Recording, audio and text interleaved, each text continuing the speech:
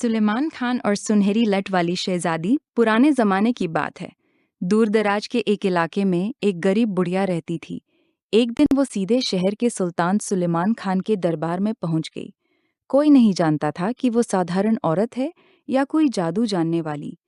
बुढ़िया ने सुल्तान के सामने आकर कहा, ए मेरे मौला, मैं एक बेसहारा औरत हूँ।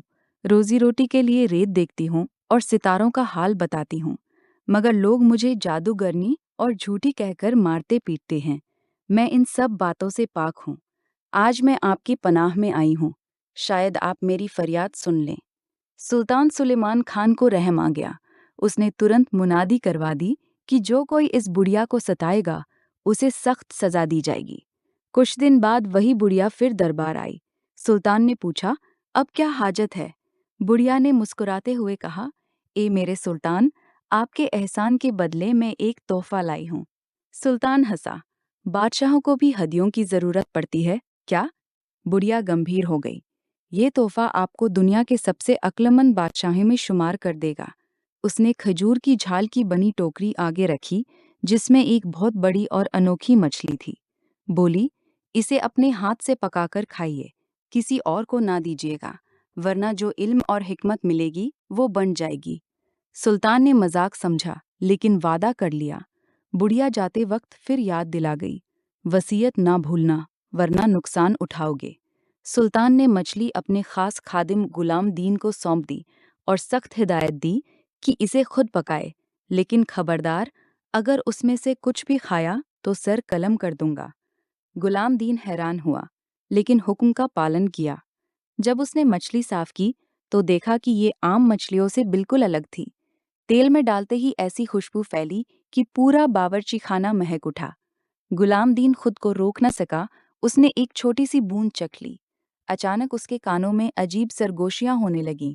उसने देखा तो एक बिल्ली मछली के पास बैठी बोली रही थी, वाह, क्या खुशबू है! मौका मिले तो मैं भी जायका चखूं। गुलाम दीन घबरा गया, फिर समझ गया कि मछली वाकई जादुई है। उसने गलती छिपाने के लिए मछली पर मसाले और आटे की अच्छी तह लगाकर दोबारा तल दिया। जब सुल्तान ने मछली खाई तो उसे बहुत पसंद आई। उसने कहा, गुलाम दीन, घोड़े तैयार करो, आज जंगल की सैर को चलते हैं। जंगल में दोनों घोड़ों पर सवार थे।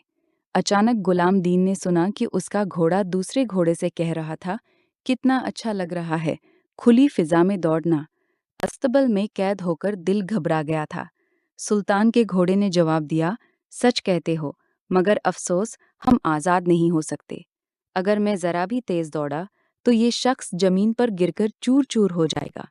ये सुनकर गुलाम दीन जोर से हंस पड़ा। सुल्तान ने चौंक कर पूछा, किस बात पर हंस रहे हो? गुलाम दीन ने झिझकते हुए बहाना बनाया, लेकिन सुल्तान के मन में शक बैठ गया। महल लौटकर सुल्तान ने उसे पानी का प्याला थामने का हुक्म दिया। उसी वक्त दो परिंदे महल में घुस आए। एक की चोंच में सुनहरी बालों की लट थी। वे आपस में झगड़ रहे थे। लट छूटकर नीचे गिर गई और सोने के सिक्के जैसी आवाज आई। गुलाम दीन के हाथ से प्याला छूट गया। सुल्तान ने तेज नजरों से उसे घूरा और कहा, अब इनकार नहीं कर सकता। और सोने के सिक्के जैसी आवाज आई। गुलाम दीन के हाथ से प्याला छूट गया। सुल्तान ने तेज नजरों से उसे घूरा और कहा, अब इनकार नहीं कर सकता। तूने मछली जरूर खाई है। गुलाम दीन कांपता हुआ जमीन पर गिर पड़ा और माफी मांगने लगा। सुल्तान ने तलवार खींच ली, लेकिन नजर सुनहरी बाल पर पड़ी। वो रुक गया। बाल को उठाकर देखा, वो सूरज की किरणों की तरह चमक रहा था। सुल्तान बोला, अगर तू इस सुनहरी लट की मालकिन शहजादी को ढूंढ लाया तो तेरी जान बख्श दूंगा, वरना सर कलम करके महल के दरवाजे पर लटका दूंगा। गुलाम दीन मजबूरन सफर पर निकल पड़ा। दिन रात वादियों, रेगिस्तानों और जंगलों में भटकता रहा। थकान, भूख और प्यास ने उसे तोड़ दिया। एक रात उसने तौबा की कि अगर जान बची तो कभी दूसरों की चीज हाथ नहीं लगाएगा। उसी रात उसने देखा कि एक पेड़ के नीचे आग लगी हुई है और चींटियों का बड़ा घोंसला जलने वाला है। हजारों चींटियां अपनी बच्चों को बचाने के लिए भाग रही थीं। गुलाम दीन ने तुरंत घोड़े से उतरकर आग बुझा दी। चींटियों की रानी उसके पास आई और बारीक आवाज में बोली, ए इंसान, तेरा ये एहसान हम कभी नहीं भूलेंगे। वक्त पड़ने पर मदद जरूर करेंगे।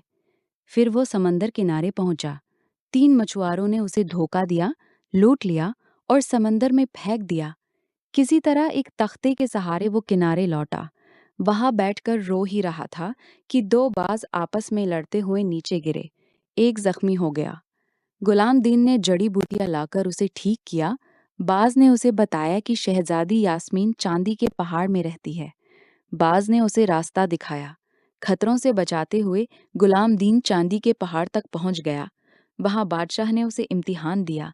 3 दिन में जंगलों से सोजमद, जदमुर्रद के पत्थर लाकर उनसे हार बनाना था। गुलाम दीन निराश हो गया। तभी चींटियों की रानी अपने लश्कर के साथ आई। चींटियों ने पूरे जंगल से जदमुर्रद के पत्थर इकट्ठे किए और बारीक हुनर से हार तैयार कर दिया।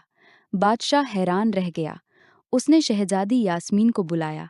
जब यास्मीन सुनहरे बालों के साथ आई तो गुलाम दीन दंग रह गया।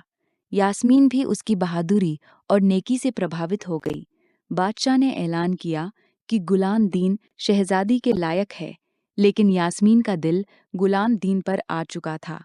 जब वे सुलेमान खान के महल पहुंचे तो यास्मीन ने देखा कि सुलेमान मोटा ताज़ा और स्वार्थी है।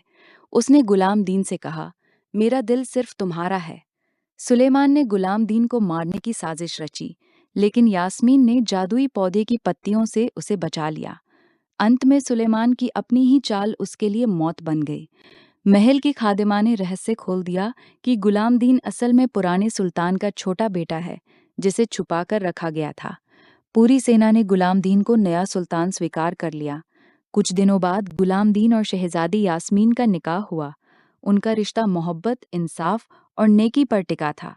अल्लाह ने उन्हें खुशहाल जिंदगी और संतान दी। उनके शासन में रियाया सुखी रही और चारों तरफ बरकत छाई रही। इस प्रकार गुलाम दीन और शहजादी यास्मीन की कहानी खुशी खुशी पूरी हुई।